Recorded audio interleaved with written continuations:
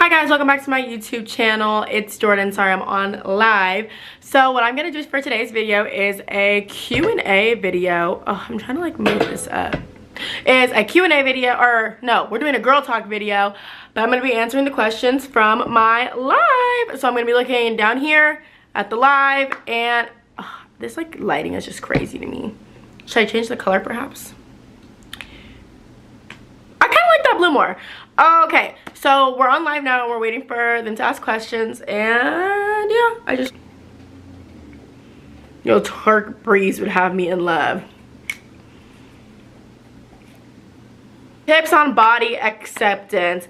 I would say like the biggest tip, I'm gonna look here and in my camera, I would say the biggest tip I have on body acceptance is like you have to understand that like only you can love you, and really only you can satisfy yourself. Like even if you have people who love your body, if you don't love it yourself, you're never gonna be happy, because the thing about it is, if you don't love yourself, you're gonna accept any kind of love that you're given, which is gonna result in you hating yourself more, and that goes for your body, your mind, like everything. So I would say you just have to really like try to love yourself. Like when you look in the mirror, even if you don't believe it, like tell yourself like, I love myself, I'm beautiful. Because if you don't, you're gonna have other people telling you that who might not really mean it and who want to take advantage of your weaknesses.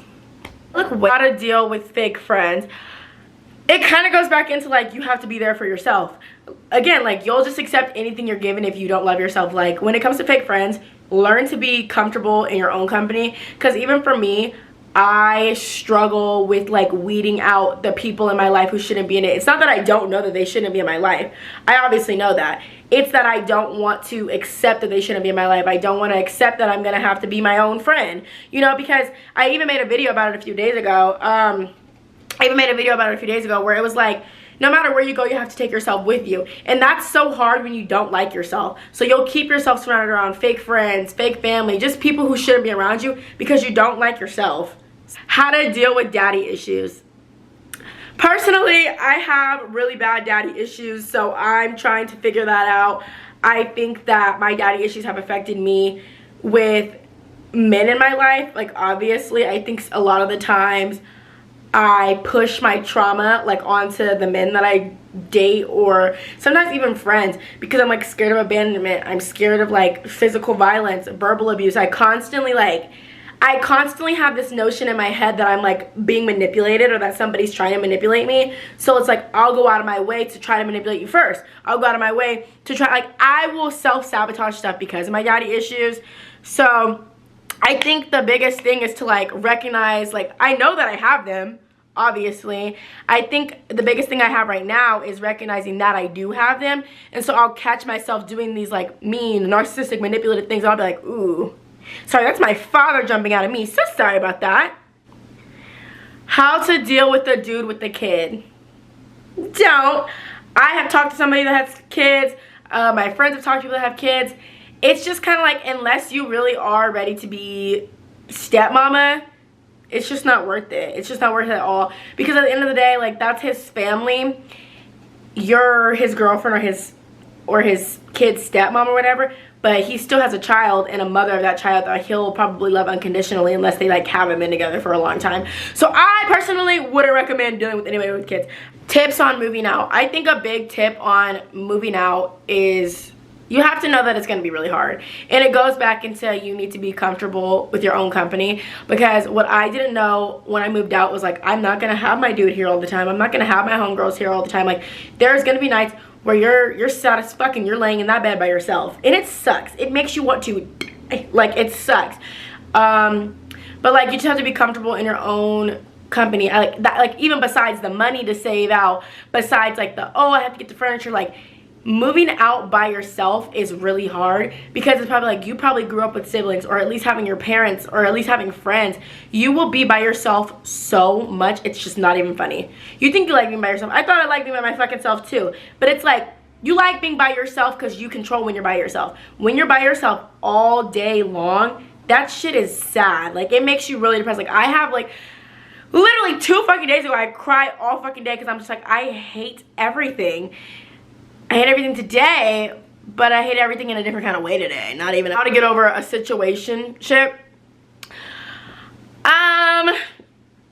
Excuse me. I don't have the best tips on that because my relationship is the result of a situationship. So when I figure it out, I'll let you know, babe. I pinky promise. It's me and you when I figure it out, okay? I don't fucking know. How to deal with being cheated on. See, I can talk to you about this because I have to talk to my homegirls about this constantly. If you got cheated on, it has nothing to do with you and everything to do with the man. Even if he's like, hold on.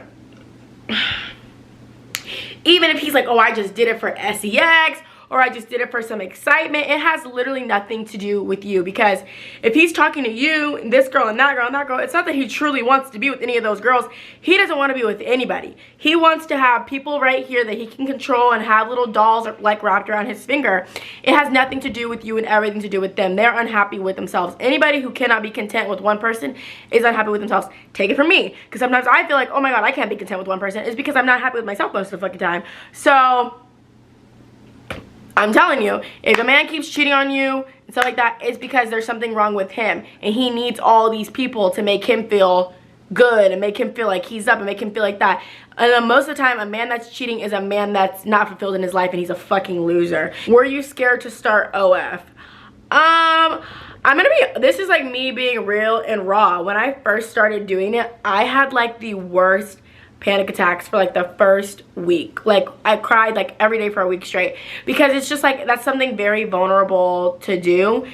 You are putting your body on the internet for, honestly, from what I've checked from my insights, I've had over 1 million people look at my page and stuff.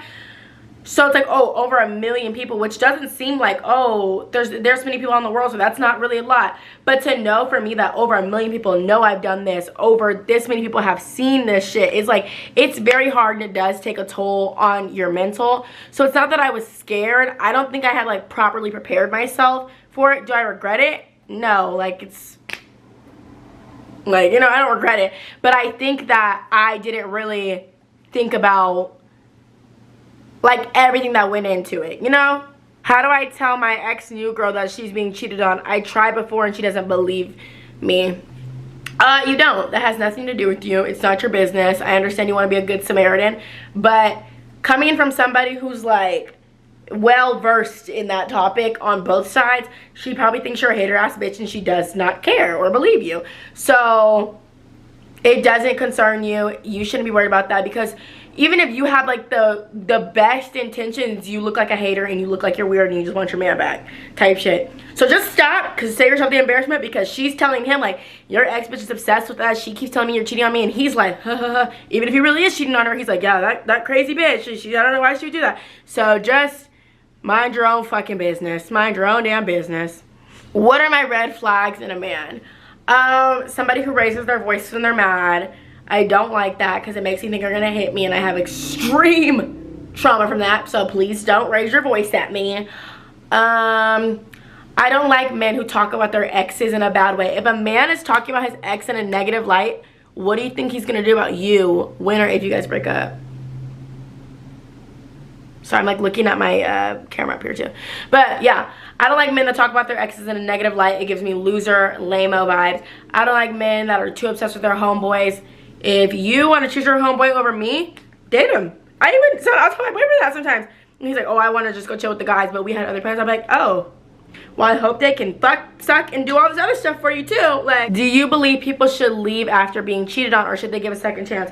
I am a really firm believer in, if you let a man slide once, he'll do it again, because he now knows how much you will allow. I think that it is very important to show a boundary, because this is something I struggle with in my life or whatever, in my relationship and my friendships or whatever. You let people slide once, they will fucking make your back a skating rink, bitch, like in real life. So I think that if somebody cheats on you and you know, like, damn, this hurt me, this is something I can't get over, leave them alone. Because if somebody will cheat on you once, they'll do it again, because in their mind they're like, well, they already took me back before, so if I do it again and I just say like, oh, I'm so sorry, I know I said I'll never do it again, but this time is really different, like, they'll keep doing it because you're a doormat now. The thing about people is, people will only do what you're allowing. So nobody is going to keep disrespecting you if you don't let them. Nobody's going to keep talking to you crazy if you don't let them. Nobody's going to walk all over you if you don't let them. Everything is up to you. And that's not to say like, oh, men cheat because women allow them to do too much. Men cheat because men want to cheat. Women cheat because women want to cheat. But somebody who's going to keep cheating on you is cheating on you because you keep letting them. Like, that's just what that is. Okay, guys, I hope you guys like this YouTube video. I have to edit this and it's getting quite lengthy for my liking, so I'm gonna stop at however many questions I answered. Let me know if you guys like videos like this. I'll be bringing back story times when shit starts happening in my fucking life, because everything sucks right now. But okay, bye guys.